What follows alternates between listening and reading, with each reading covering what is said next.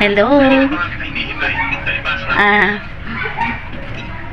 Pasensya na, wala akong masyadong vlog sa inyo or content, hindi ako makagawa kasi medyo di ko alam, parang wala akong maisip at kasi wala naman akong ganap masyado, nandito lang ako sa loob ng bahay, so wala akong maisip na ipakita sa inyo kasi lahat na ipakita ko na sa inyo eh. Pero yung sabi kong gagawa ako ng kimbap sushi para ipakita sa inyo kung paano yung paggawa nun, wait lang po tayo. Pero promise, ipapakita ko po yun sa inyo. At saka naghihintay lang din po ako na maging okay tong ano namin, situation namin. Then ipapasyal ko po kayo para makita nyo naman po yung makakita po kayo ng bagong tanawin. So paano? Sa ngayon, ganito lang muna tayo. Hindi ko masabi sa inyo kung anong magiging ganap ko ngayon, pero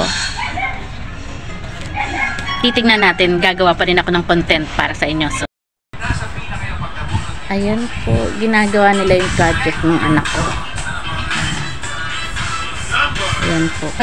Yung asawa ko po yung gumagawa ng project ng anak ko grade 6. Bahay po. Ayan po. Ay, hindi ko na po pwedeng galawin kasi idinidikit na po niya. Yung sugat din ng mister ko, yung galing sa opera, magaling na po siya. Peklat na lang po. Mabilis pong gumaling yung tahi. Parang sugat lang siya na mabilis lang naggumaling. Hindi ko na may pakita eh. Ayan. Sana magulo ang aking kamay.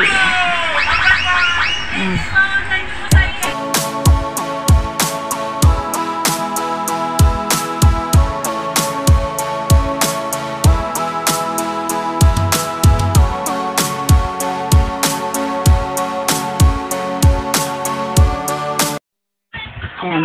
Pag natapos po yun, papakita ko muna sa inyo. Sa ngayon, ito muna.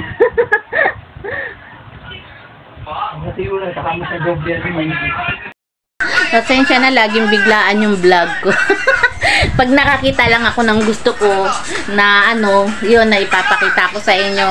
Kasi nandito nga lang ako sa bahay, hindi ko maisip kung anong magiging content ko. So, kung ano yung nakita kong ginagawa nila, yun po ipinapakita ko sa inyo. Lagi lang naman ako nakahiga. Kahapon, hindi ko sa inyo na ipakita kasi nakalimutan ko, dadalhin tong cellphone ko na naglinis kami doon sa likod, inayos yung mga halaman. So ipapakita ko po sa inyo kung ano ang result ng paglilinis namin kahapon na hindi ko na i-film sa inyo. Ito po yung finished product yung natapos po namin ng mister ko. Medyo lumuwag na siya kasi binawasan ko na po yung mga halaman. Kasi masyadong crowded na sila. Tapos yung sa bubong na alokbate, tinanggal ko na po yung pinakabubong niya na alokbate, pero may natira pa po doon, nakasabit siya doon sa puno ng malunggay. Yan na lang po. At tapos ayan na lang po yung mga plant na inilipat ko na po sila ng mga pwesto. Yung iba itinapong ko na po kasi medyo ayoko na sa kanila. Ayan, dahil hindi ko na gusto. Ayan po, yung talong na yan, yan, may bunga isa kasi may reason po yan. Ang dami po niyang flower, ang dami po sana niyang bunga, kaso kinakain po siya ng insekto. Teka lang. Kinakain po siya ng insekto.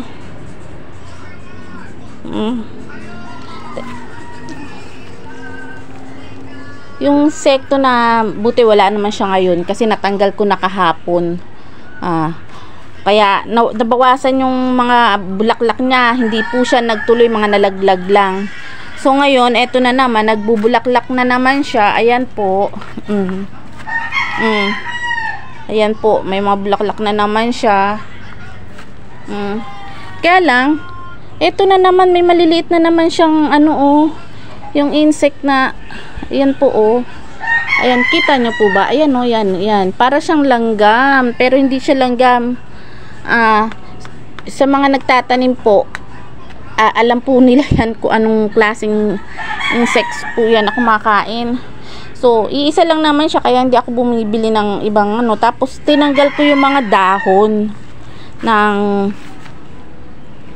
ng talong. Ngayon, ayan na po. Ayan na po yung iba. Diyan ko na po inilagay. Ito, ay nako, itong kalamansi na ito, hindi ko malaman kung kalamansi ba yan. Comment down, parang kasi kalamansi din yung mga inaano ko dyan, mga inilalagay kong buto. Hindi ko naman alam kung tumubo yun, pero I think tumubo yun kasi malaki na yan eh. Yan, dyan po yun eh. Tas ayan po yung ano, halaman na tawag dito. Comment down yun, nakalimutan ko yung halaman na to. Bougainvillea. Tapos yung sili namin dito na malaki, eto na po siya. Ayan na po, tinapon na po namin dito kasi nga sisigaan ko na lang siya dahil nagkaroon siya ng puti-puti. Sayang nga po yung daming bunga. Ayan na lang po. Yung iba dyan, nilagay ko na po dyan. Bali, ayan po yung bodega ng mga bote na pambenta namin. Nilinis na po ng mister ko, tapos tinanggal na yung mga bote. Ngayon nilagyan niya ng lupa para dyan daw ilalayan yung halaman. Ayan po yung mga gumagapang kong halaman, dyan po yung nilagay ng mister ko. And then eto po, yan na lang po siyang, hindi ko pa lang po naayos, dito na lang po. Yan na lang po ang hindi pa naayos. Kasi ang plano ko po, imbis na mga flower, mga plant na ganyan na itatanim ko, papalitan ko siya ng gulay. Yan. Papalitan ko siya ng gulay. Imbis na mga ganyan. Kasi mga ganyan parang sumisikip lang siya. Tapos di ko naman siya napapakinabangan. Oo, pwede ko siyang ipasok sa loob ng bahay. Napapa-ayos niya yung bahay namin. Loob ng gandang tignan. Maayos. Tsaka gusto ko rin naman talaga sila. Ang ano ko lang po, papalitan ko po siya ng gulay kasi para hindi naman po masayang yung space namin dito sa likod. Diba? Nakatambak lang siya kung nagiging magulo lang. Sensya na, magulo ang kamay ko. Tsaka against the light na naman. Ha? Ayan. Kaya yan lang po muna ang may papakita.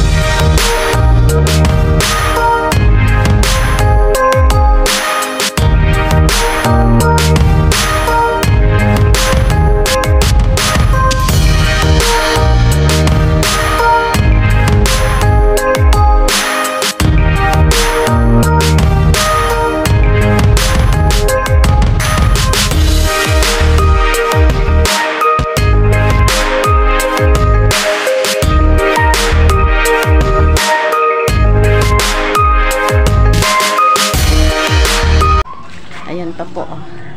Ayan. Tatlo po yan. Ayan po. Ayan. Buhay na buhay siya. Ayan po. Yan ang halaman ko. Yan na lang po yung natitira. Yung iba mga succulents andun sa taas. Hindi ko pa na ipapakita sa inyo. So ngayon, hindi ko alam kung anong gagawin ko pa. Ay, ipapakita nga pala ako sa inyo yung project ng anak ko na munggo, ano niya sa school. Yan, kahapon lang po niya yan itinanim, binudbud dyan, 12 pieces. Ayan po yung experiment nila sa school na yung munggo pag nasa labas ng bahay, ayan po, mabilis tumubo.